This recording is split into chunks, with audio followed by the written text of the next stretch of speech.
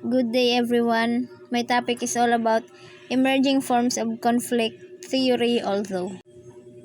Introduction. Conflict theory is one theory that is widely used to explain various phenomena of social change that occur in society.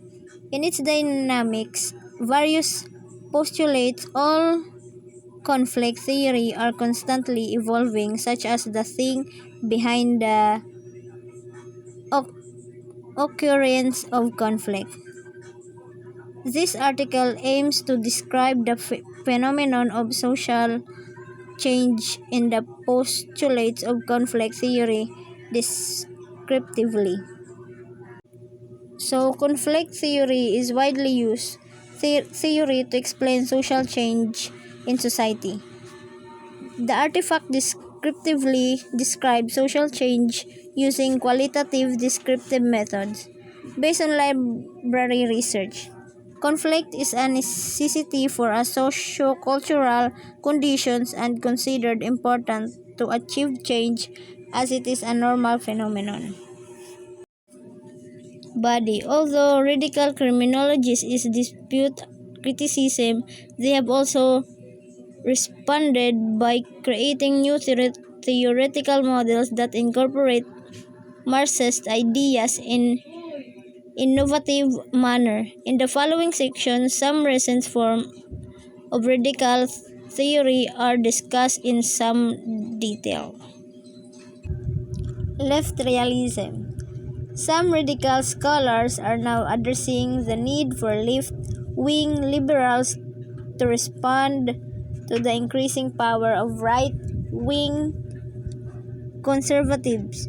They are troubled by the emergence of a strict law and order philosophy, which has as its centerpiece a policy of waiving juveniles to adult court where they may be punished severely. At the same time, they find the focus of most left-wing scholarship the abuse of power, the ruling elite to narrow. It is wrong, they argue, to ignore the problem inner city gang crime and violence, which all too often targets indigent people. Those share these concerns are referred to as left realists. So, radical scholars argue that left-wing liberals should respond to right-wing conservatives, increasing power, addressing the law and order philosophy that prioritize juveniles' punishment in adult court. They argue that left-wing scholarship should address inner-city gang crime and violence targeting indigent people. Lian Yang's view of crime causation borrows from convention sociological theory and closely resembles the relative deprivation approach, which posits that experiencing poverty in the midst of plenty creates discontent. Discontent without legitimate opportunity breeds crime. As they put it, the equation is simple: relative deprivation equals discontent. Discontent plus lack of political solution equal crime. Li and Young's sociological theory suggests that poverty and discontent combined with lack of political solution lead to crime akin to the relative deprivation approach. Left realists argue that crime victims in all classes needs and deserve protect on crime control reflect community needs.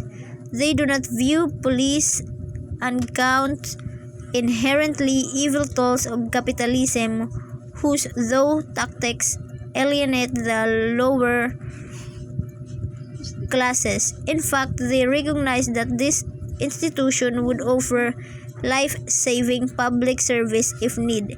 The left tier list, which for police, however, is that their use of force be reduced and their sensitivity to the public be increased.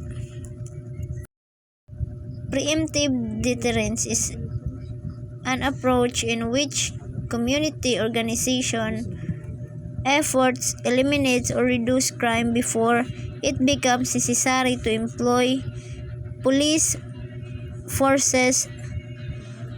They reason that if the number of marginalized youth who feel they are not part of society and have nothing to lose by fate's would deadline. Preemptive deterrence is a community organization strategy that aims to reduce crime before police force is needed, focusing on marginalized youth who feel excluded from society. To lift trialist Martin Schwartz and Walter Dickey's Seredi, street crime is real. The fear of violence among the lower classes has allowed the right wing to seize law and order as a political issue. According to Schwartz and Dickey's Seredi, gangs are not made up of Robin Hood or revolutionaries who steal from the rich. Most gang kids prey on members of their own race and class and are happy to keep the proceed for themselves. According to Schwartz and Dickey-Seredi, gang kids may be the ultimate capitalist, hustling their way to obtain the coveted symbol of success.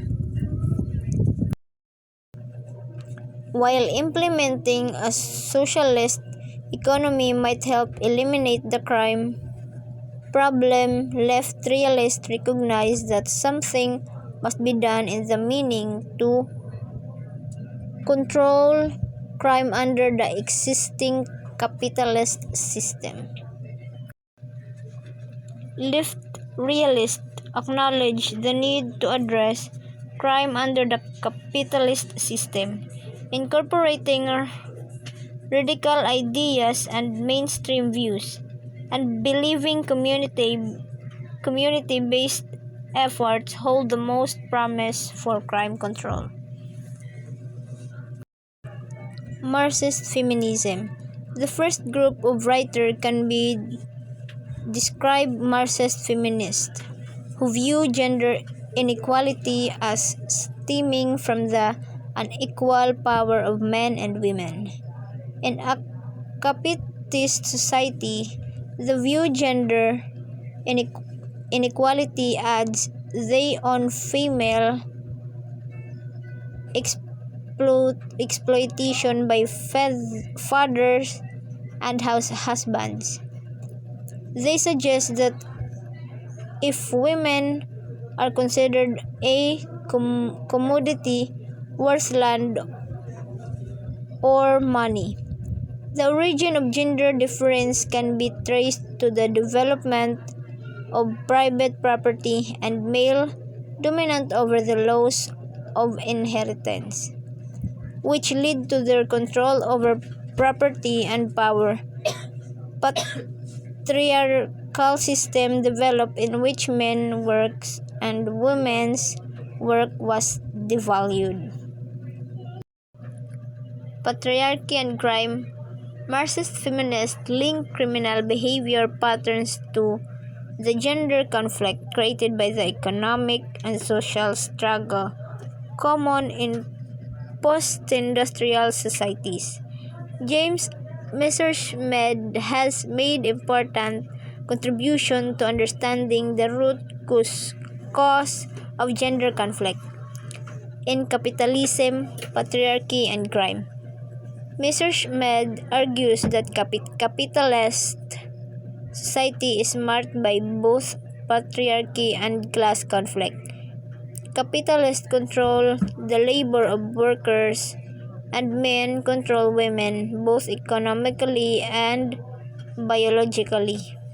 101. This double marginality explains why females in a capitalist society commit fewer crimes than males. They are isolated in the family and have fewer opportunities to engage in elite evidence with color and economic crimes. Powerlessness also increase the likelihood that women will become the target of violent acts. When lower class males are shut out of the economic opportunities structure, they try to build their self-image through acts of mechanismo. Such acts may involve violence or abuse of women. This type of reaction accounts for a significant percentage of female victims who are attacked by spouse or intimate partner. In Masculinities and Crime, Mr. Schmidt expand on the themes 104 to suggest that in every culture males try to emulate what are considered ideal masculine behavior in Western culture. This means being authoritative, a charge combining at this feeling effeminate and unmanly. So in Masculinities and Crime, Mr. Schmidt discussed how males in various cultures emulate ideal masculine behavior such as authority, charge, and dominance over women.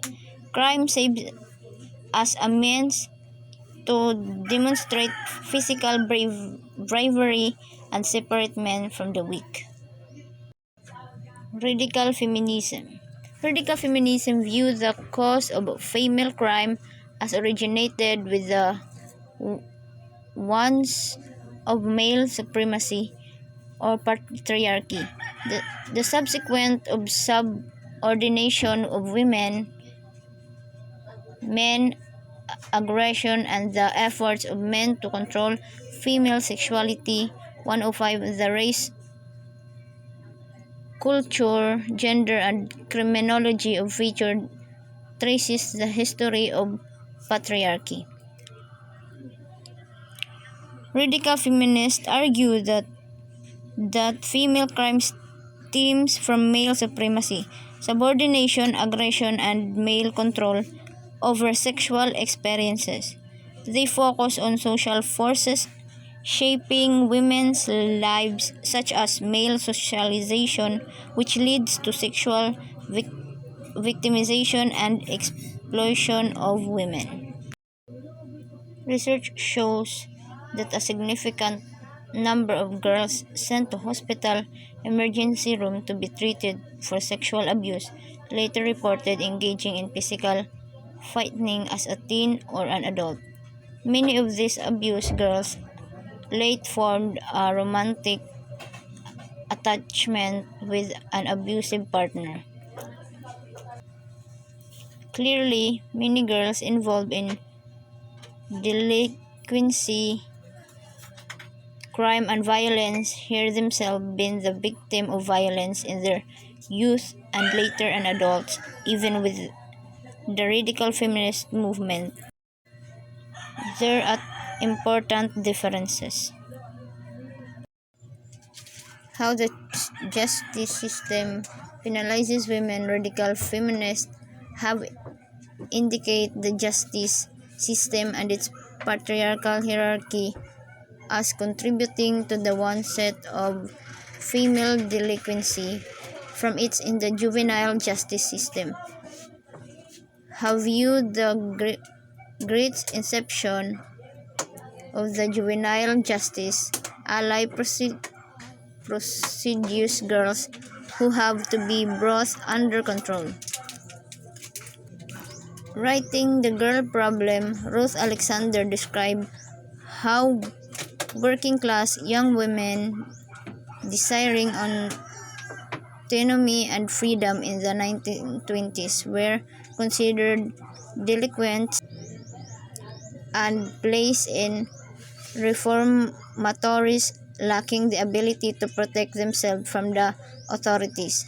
These young girls were considered outlaw in a male-dominated society because they floated the very narrow rules of appropriate behavior applied to females in this Victorian society. Radical feminists argue that the justice system patriarchal hierarchy contributes to women's delinquency, particularly in juvenile justice. Ruth Alexander Girl Problem highlights how young independent girls in the 1920s were deemed delinquents and placed in reformatories due to their violation of Victorian gender norms. A similar vein, a study of the early Los Angeles juvenile court by Mary Udern and Stephen Scholosman found that 1920 so-called delinquency experts identified young female sex delinquents as a major social problem that reinforceful public resource. Civic leader concerned about immorality mounted a eugenics and social hygiene campaign that identified the sex delinquent as a moral and sexual threat to American society and advocate a policy of eugenics or sterilization to prevent these enforced individuals from having children. Power control theory.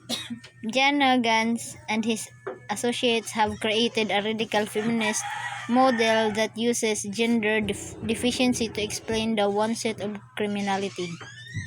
The most significant statement of these views are contained in a series of scholarly articles and expanded in Huggins' 1989 book Structural Criminology. 113 Huggins' view is that crime and delinquency rate are a function of two factors. First, class position, power, and second, family functions control. John Huggins' radical feminist model posits that crime and delinquency rates are influenced by power of dynamics with families, with parents, work experiences, parenting style, and position playing significant role in shaping children's criminal behavior. A position of dominance at work is equated with control in the household in families that are paternalistic. Father assumes the traditional role of breadwinner, and mothers are tend to have menial jobs or remain at home to supervise domestic matters within the patriarchalistic home. Mothers are expected to control the behavior of their daughters while granting greater freedom to sons. In such a home, the parent-daughter relationship can be viewed as a preparation for the cult of domesticity, which make girls' involvement in delinquency unlikely, whereas boys are freer to deviate because they are not subject to maternal control. Consequently, male siblings exhibit a higher degree of delinquent behavior than their sisters. Not only does household role and composition influence crime, but it can have a significant influence over other elements or deviant behavior. For example, while in patriarchal households, girls experience more control and are socialized into appropriate feminine roles. Boys are encouraged to take risks. The result is that the boys not only engage in men antisocial behaviors but have a greater access to legitimate adult type behaviors such as working at part-time jobs and or possessing transportation. In contrast, without these legitimate behavioral outlets, girls who are unhappy or dissatisfied with their status as forced to seek out risky role exit behaviors, including such desperate measures as running away and contemplating suicide. Testing power control theory. Power control theory has received a great deal of attention in the criminological community because it encouraged a new approach to the study of criminality. That includes gender differences, class position, and the structure of the family. Although its basic premises have not yet been thoroughly tested, there is evidence that parental power and control in the workplace increase male antisocial behavior, and that seen more egalitarian families, female crime rates are high. For example, Brenda Slim's Blackwell's search found support both for a key element of power control theory. Females paternalistic households have been socialized to fear legal section more than their brothers in 1990. Their brothers 119. SWOT analysis of emerging forms conflict. Strength. In increased awareness, emerging forms of conflict often bring issues of inequality and injustice to the forefront, raising awareness and promoting social change.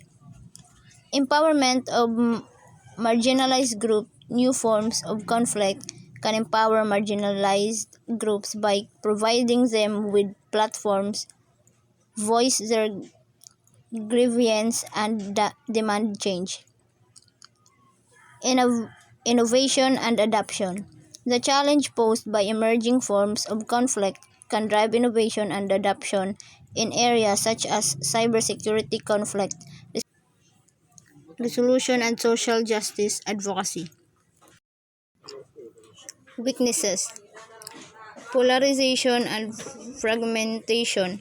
Emerging forms of conflict can exacerbate existing societal division and lead to increased polarization and fragmentation. Misinformation and manipulation. The internet and social media can be used to spread misinformation and manipulation public opinion, fueling conflict and undermining trust in institutions. Escalation and violence. Emerging forms of conflict can escalate quickly and lead to violence both online and offline. Opportunities. Building bridges and fostering dialogue. Emerging forms of conflict present an opportunity to build bridges between different groups and foster dialogue, address underlying issues, and find common ground. Developing new conflict resolution strategies. The unique characteristics of emergency forms of conflict necessitate the development of new conflict resolution strategies, including online mediation and digital diplomacy. Promoting inclusive and equitable societies. Addressing the root causes of emerging forms of conflict can lead to the creation of more inclusive and equitable societies where everyone has a voice and access to opportunities. threats, destabilization of existing order. Emerging forms of conflict can destabilize existing political and social orders, leading to uncertainty and instability. Erosion of trust and legitimacy. The proliferation of misinformation and the rise of online hate speech can erode trust in institutions and undermine the legitimacy of democratic processes. Increase inequality and marginalism. Failure to address the root cause of emerging forms of conflict can lead to increased inequality and marginalization, further fueling conflict and instability. Conclusion. Conflict theory originated in responses to structural functional theory during a period of sociocultural transition. Conflict, according to conflict theories, is an unavoidable occurrence in people lives in order to modify society. Sociocultural condition. Conflict is a natural occurrence that at times is regarded as necessary for effecting change. Power control theory in criminology explores gender differences, family structure, and criminal behavior. Research shows parental power in work environments increases male antisocial behavior, and female crime rates are higher in egalitarian families. Research by Brenda Sims Blackwell supports this theory.